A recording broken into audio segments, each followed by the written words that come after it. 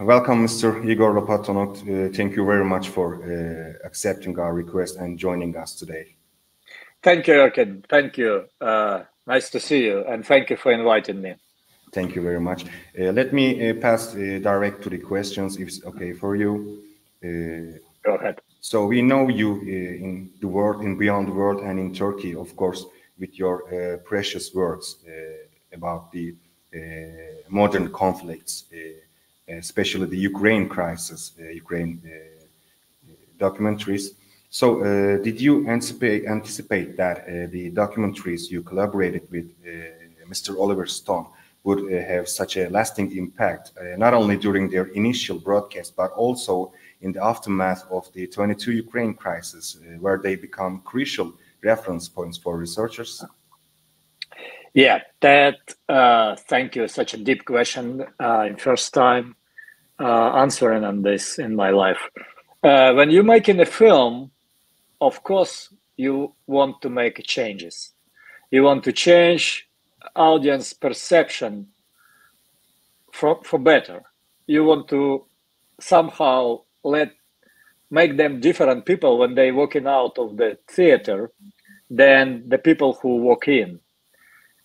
I was not counting on the fame or recognition for Ukrainian Fire. For me, it was important to make that movie. And that was already second on Ukrainian crisis. And we started making the film in 2013 when under that, still democratically elected government in Ukraine. And it was a little bit different point of view on the situation in Ukraine as on a cooking some kind of plot in Ukraine. But when we see that's how that situation unfolding, we change it a little bit and we follow that plot from the very beginning, 2013 November. My cameraman already was on the location. And we cannot stop filming because all the time something new happened.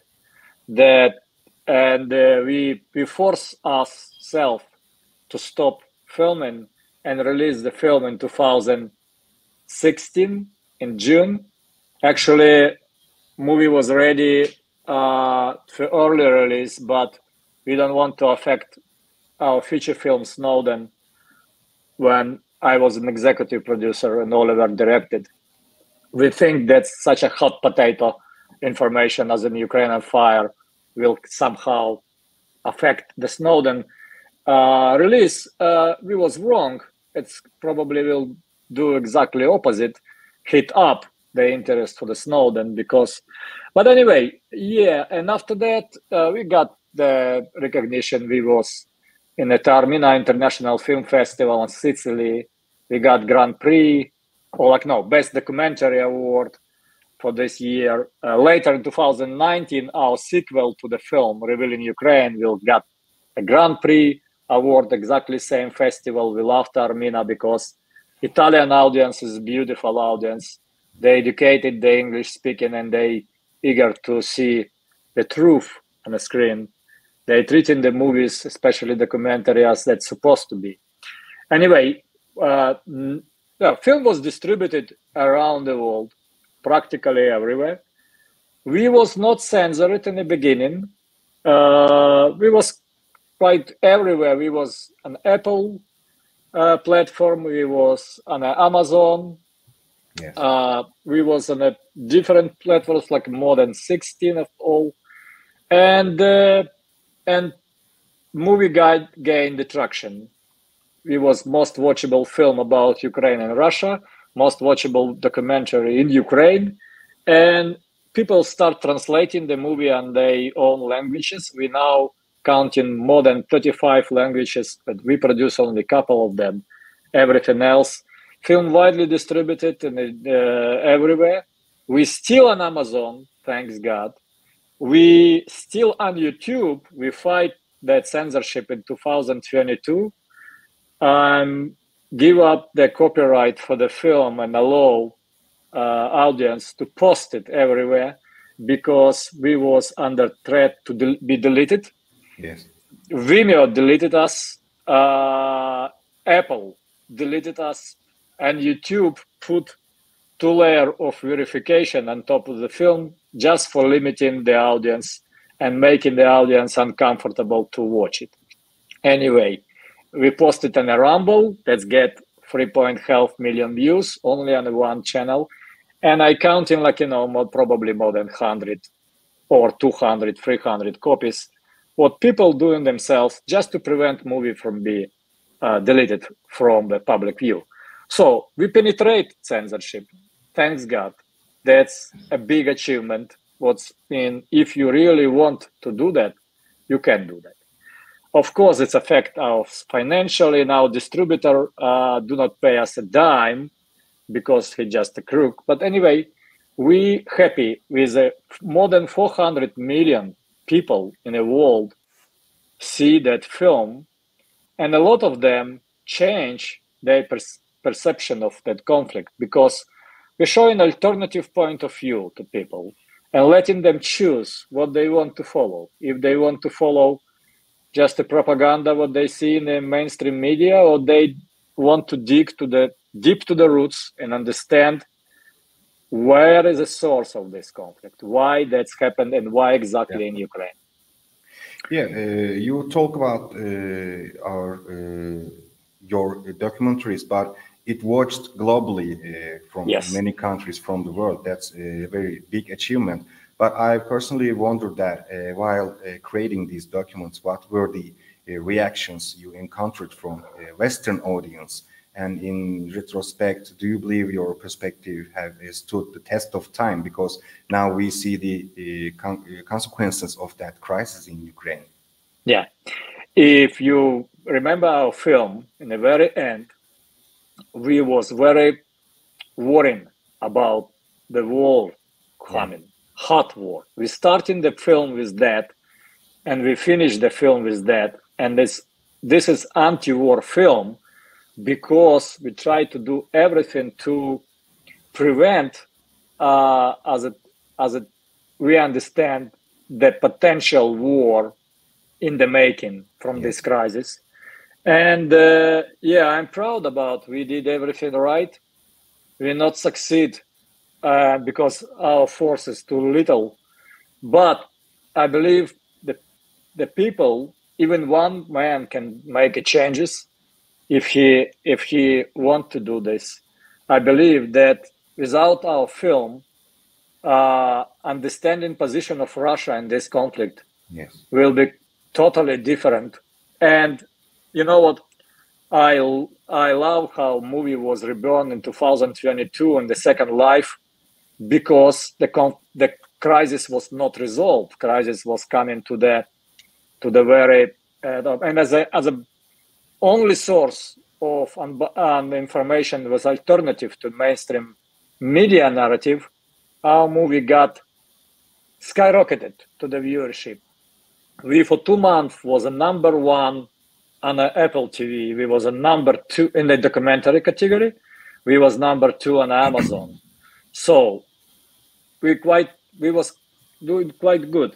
And I need to tell that reaction of audience, when people change in their point of view 180 degree, when they understand that all settings of this conflict, that means that documentary is good. And I need to say thank you to Oliver Stone, because as my producer and my mentor, who teach me a lot, who, by the way, forced me to direct that film, because in the very beginning, when we attached him as a producer, only producer, we was a shopping for director. We thinking about Werner Herzog, Errol Morris, and even Michael Moore. But Oliver tell me that, Igor, you need to direct it because you Ukrainian American, you know the country, you know the language, and you know situation better than anybody else. And you're ready to do this. Please go and direct it. I said, oh, Oliver, I never direct. I make like 30 projects as a producer, but I was never director. You ready? And he forced me to do that. What's funny things happened when we presented to him our first cut. he literally threw it in a trash can, saying, "No, it's unwatchable, undigestible. It's like very bad." Because I was using a lot of recursion trying to build the mosaic, and mosaic was hard to build. Yes. And he helped me. Next day, we sit together in our cutting room, and we make 30 minutes of Ukrainian fire, as the world know that, much more straightforward, without recursion, less hard to digest. Because you know that if the 70% of information is new for the audience, it's hard to understand that new and shocking. Yeah, and there's a lot of new information and a lot of historical facts what we want to keep. So Oliver make that movie better, and his presence, of course, this is a leverage what allow us to be seen in the world. He's a man of peace. He go through the Vietnam War. He understand what is war is and what is about and how bad is it. So he make his effort to bring some peace in the world. And that documentary, with his participation, without him, that will be just another film who's nobody know. With Oliver Stone and telling the story and asking questions to Mr. Putin, Mr. Yanukovych, the president of Ukraine, it's fly high. As well, I'm very thankful for another contributor to the film, who is Robert Perry. He independent journalist, investigative journalist, the icon in investigative journalism. He passed away in 2018, but he was broken the Iran-Contras story, what's actually make John Kerry from a congressman, the senator. And during the Reagan administration, there's the scandal with Oliver North, but CIA was using the proceedings from trading cocaine in the United States to finance the revolution movement, or like a insurgency movement in Nicaragua.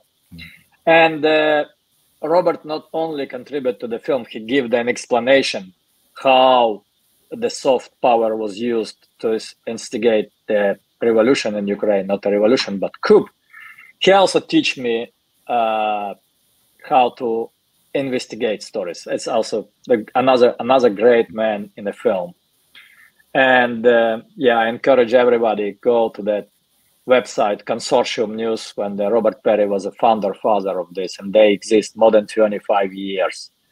He was expelled after his Iran-Contras reporting from every, mainstream media, like Reuters, Wall Street Journal, Associated Press.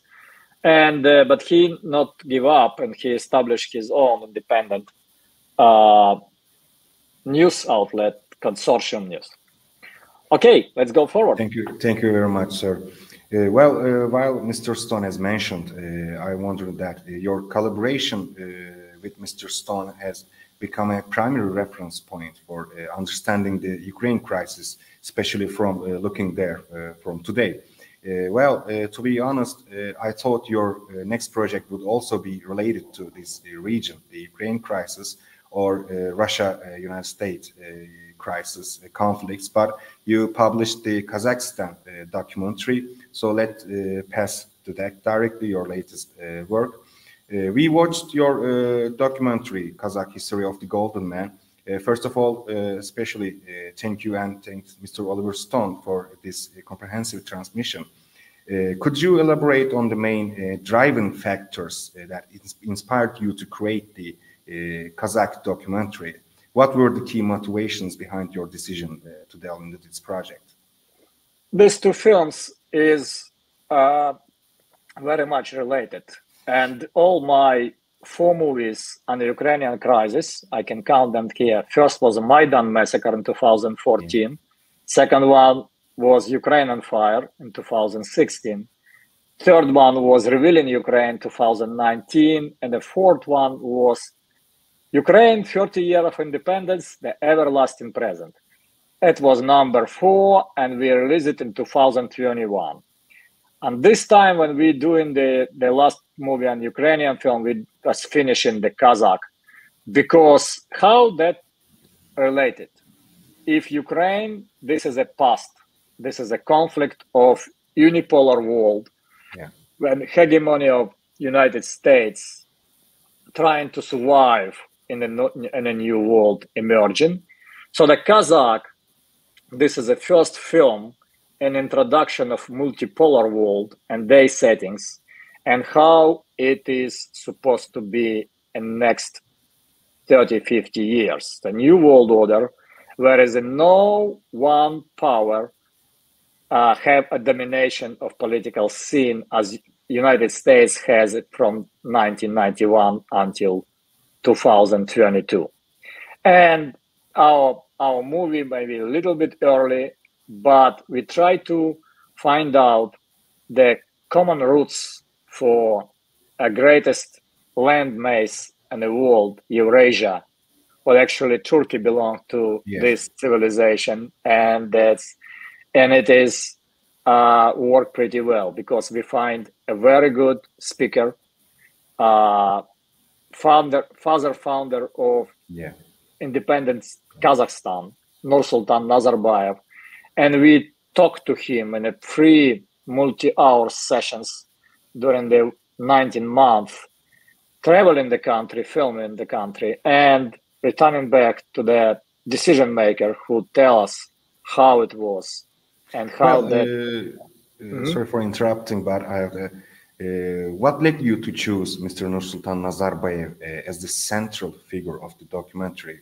First of all, because of Kazakhstan laying in the geographical center of Eurasia continent. This is a natural bridge existing for millennia. For 1,000 years, that endless steppes of Kazakhstan was used to trade and move the energy from east to west. And if you remember that not only the Genghis Khan but much earlier the Silk Road trade go through these places, and if we look on a contemporary settings of multipolar world and a Belt and Road Initiative, for example, President Xi was announcing this initiative in 2013, 10 years exactly ago, in the University of Nazarbayev in Astana. Why the president of China, such a big country, superpower, come to the Kazakhstan and use the Kazakhstan as a platform to announce his initiative? Because he wants to be heard by people who outside of China, who can benefit from this trade. And this is why we'll make this film with a man who was a witness of all that dramatic events in the 20th century. First of all, how Soviet Union was ceased to exist. He witnessed it on his own account. He was in a room when Gorbachev talked to Yeltsin about who will be president of Soviet Union. And he gave us an amazing insights about this time and later time, how he built new independent and non-nuclear state. What actually now I believe in the first 30 developed economies in the world. Yes. And even if it's not so big country on a population, it's only 18 millions, but they're doing pretty good. And the level of so under the Nazarbayev ruling, the GDP in Kazakhstan grow 10 times. It's amazing achievement. And he elevate people from poverty to prosperity. And he's a great example of how much you can achieve if you choose the peaceful multipolar strategy, and you try to be negotiator, not a warrior. By the way, when I asked him a tough question in the film, did Russia and China will, for example, form kind of new military alliance? He said, no, this is the wrong way. This is a way to war. We don't need to have a war. So he's a man of peace. I believe that president of Turkey, by the way, have a great respect to Mr. Nazarbayev. And in Turkish Council, he is the honorable chair. And I admire his wisdom. And we did not only one film, what I provide for you, we did 8 episodes of series. And we successfully released it here. It's available here on Amazon. And as I know, Amazon is working in Turkey, so you can watch it on Amazon. Well, when we think about the Kazakhstan, we also think about Soviet Union. And in the documentary, also features Nazarbayev's perspective during the Soviet Union's collapse period. So that part was also remarkable for me. Well, with looking from today, do you believe his attitude from that time still influences his views on Russia today? With there are some varying voices in government about relations with Russia. So do you anticipate Nazarbayev maintaining influence over Kazakhstan's political trajectory? I believe that he is a very influential man because he resigned from power in 2019, but he's still meeting with Putin in person on a regular basis. Second, the Jamaat Tokayev, who is a sitting president of Kazakhstan, whom I met, and also he gave me a book. He's signed his book. I cannot buy it in a shop, so I complained to him directly. So I want to read your book in the shadow and the light, and I cannot find it. So his courier delivered it to my hotel in a half an hour.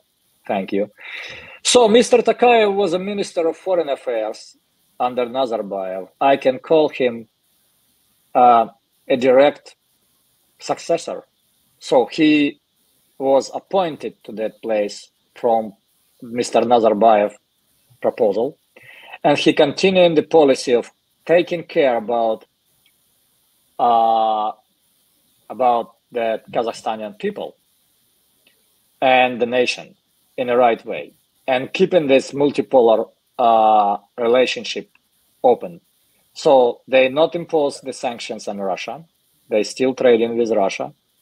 They skillfully maneuvering and do not let in the United States to impose the sanction on Kazakhstan.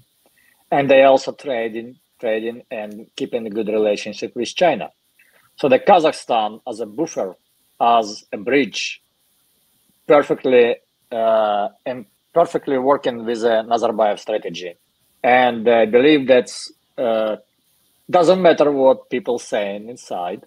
This is for inside politics, because this is a rule. And when this is a rule. When you're changing the government, first what new government doing is blaming previous one, and they successfully use that technique, and without even resistance from Nazarbayev, he take all guilt on his and all mistakes, and he not fighting that back. So that's showing Tokayev in a much proper light. What is very smart and very Eastern way. I don't believe that in the West somebody can sacrifice his public image just to make his nation making his nation more safe. And considering the ongoing discussions about Russian influence in Kazakhstan, the famous theory, particularly from the Western experts, that claiming that Kazakhstan started and will distance itself from Russia. From your tellings, can we say that those theories are wishful thinking, or will we see a new color revolution attempts in Kazakhstan? First of all, unfortunately, Westerners, they lose the connection to the ground. They barely understand dynamic of politics and how the elites ruling in that places. They don't understand the history, and they have no effort to study that history. They creating propaganda narrative, and they start believing in their own propaganda narrative, in their own propaganda world construct.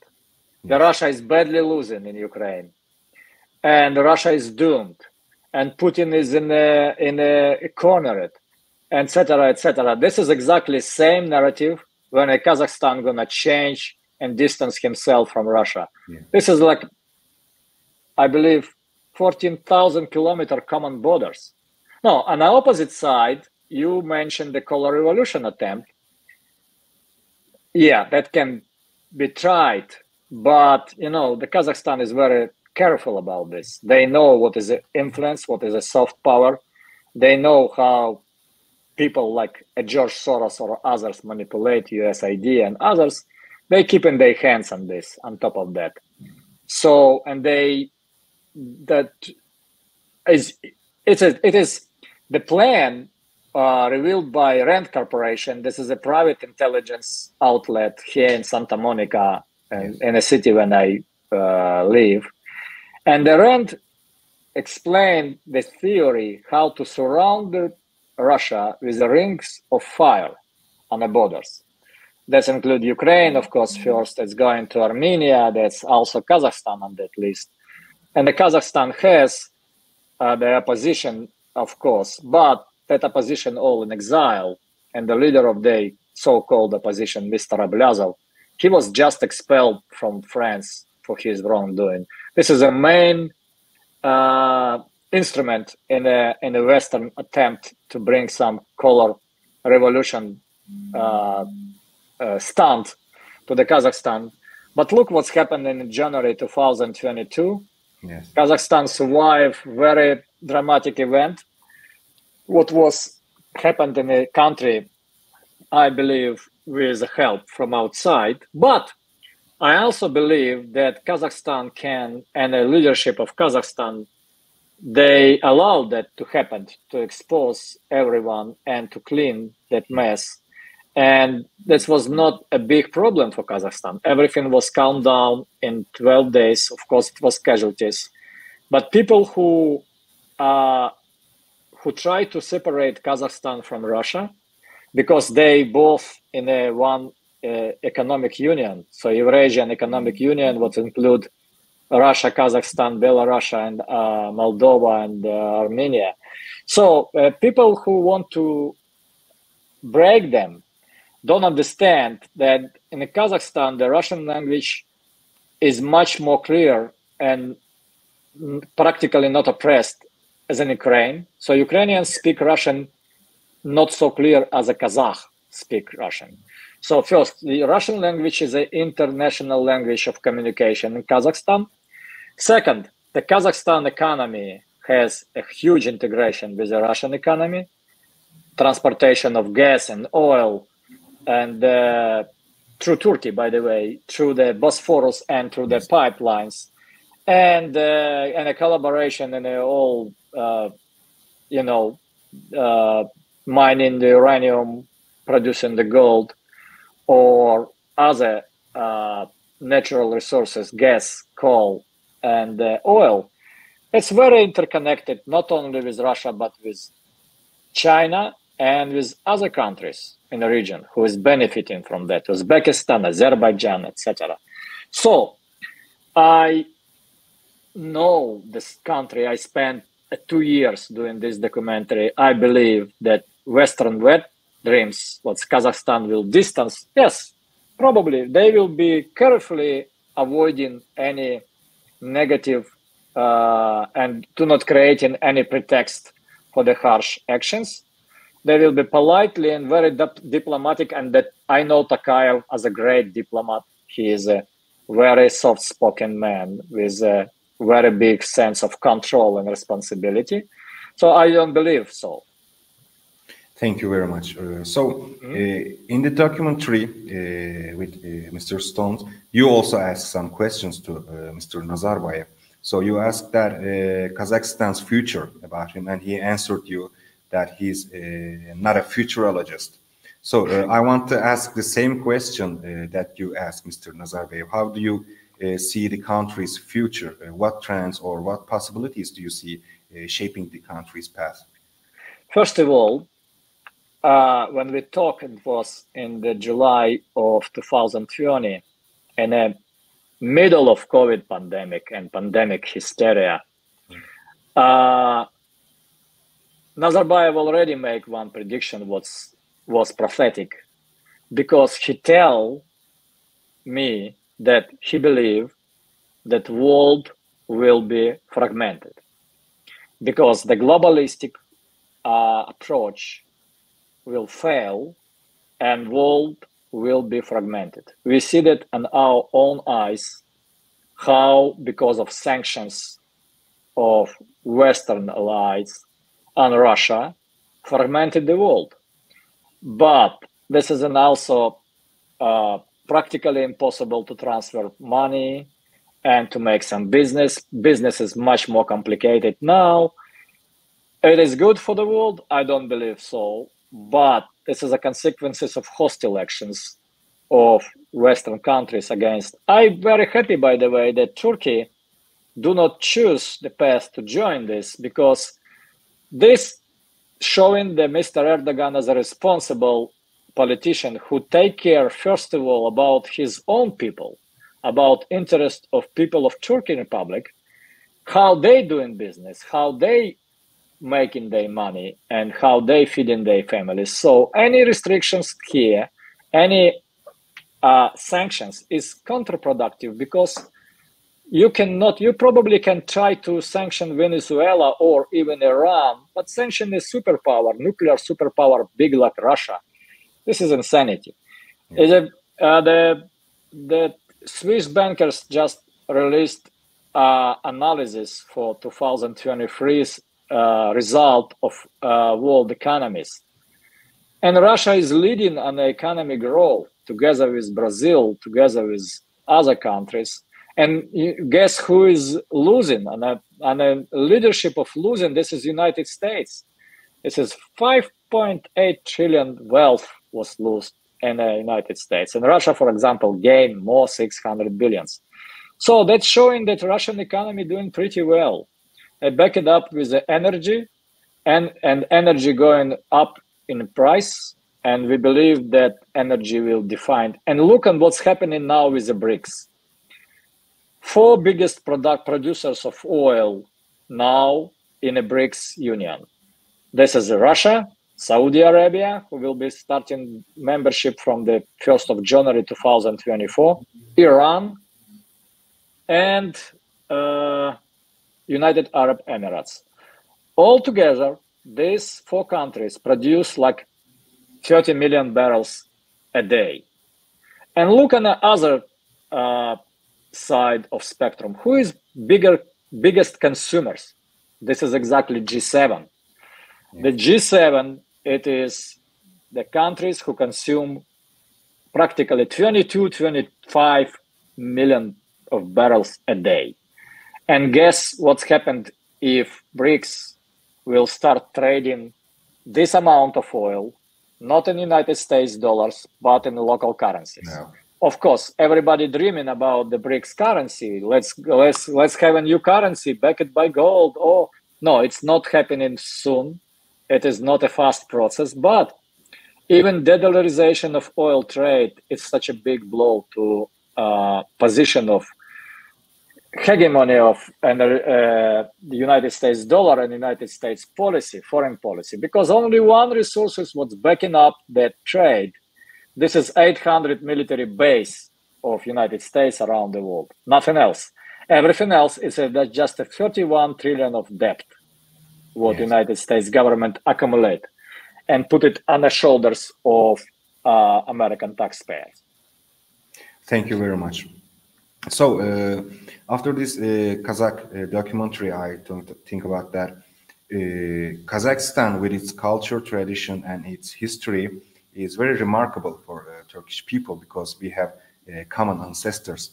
So I believe that this document will be also watched by many of Turkish people. So do you have any message for the Turkish populace? Well, first of all, I love your country. I was visiting a lot to Istanbul, and I love to film much more because it's such a beautiful locations and a beautiful history, very colorful. As a natural neighbor, Russia and Ukraine to Turkey, we share in not only the borders, but we share in the story of this region. And I believe that the Eurasian integration, this is a way to prosperity of overall. I'm welcoming the idea what Mr. Erdogan discussed with Putin to build the natural gas hub in Turkey and to make the trade flourishing in Istanbul and overall of Eurasia, because Istanbul is a natural bridge, it's a natural hub, and it's an amazing place to communicate, to trade. By the way, when we flew through the Kazakhstan on our set with Oliver, we flew through the Istanbul, and he just walked into the main room of the new international airport and in Istanbul and said, look, this is a future. Look on that the display list. That's everything. China, Russia, United States, Western Europe, Eastern, and the Middle East. This is full world here. So this is my message to the population of Turkey, to the Turkish citizens. The Russia is not your enemy as soon as you keep trading with them, but because you never make a war with the people with whom you're sharing the profit. No, yes. No. If you trade, you know what to do. And Russians love Turkey. They visiting it for tourism. They spending their vacations, and they consuming a lot of product from Turkey. That's a huge opportunity to both countries to survive. And I believe that sooner or later Ukraine will come to peace and will as well join this club of peaceful nation in Europe. But also I believe that integration in the new two ways, because if you look like from east to west, from China to Europe, as Turkey is here, you cannot cross. And if you go through the south to the north, you also, this term like a big Turan, the Turkish people and the Turkish language speaking people. This is a cross of integration.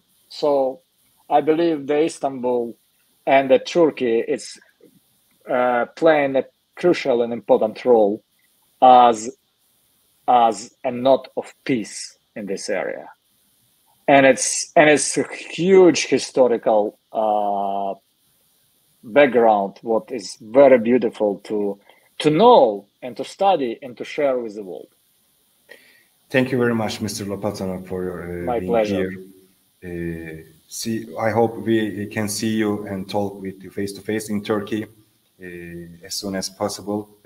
I want to say that we are waiting for you and Mr. Stone also. And not only the airport, you have to go through the city this time. Oh yeah, I love the city. I love Hagia Sophia and the Blue Mosque and all that vibe of this. That fish market and Bosphorus, and that was my beautiful place to have a lunch and to eat octopus. And it's a beautiful city with a lot of opportunities. I love Istanbul. Yeah. Thank you very much, sir. Thank you, Kim. Thank you. And wishing you and all people living in Turkey peace and prosperity. Thank you very much. Thank you.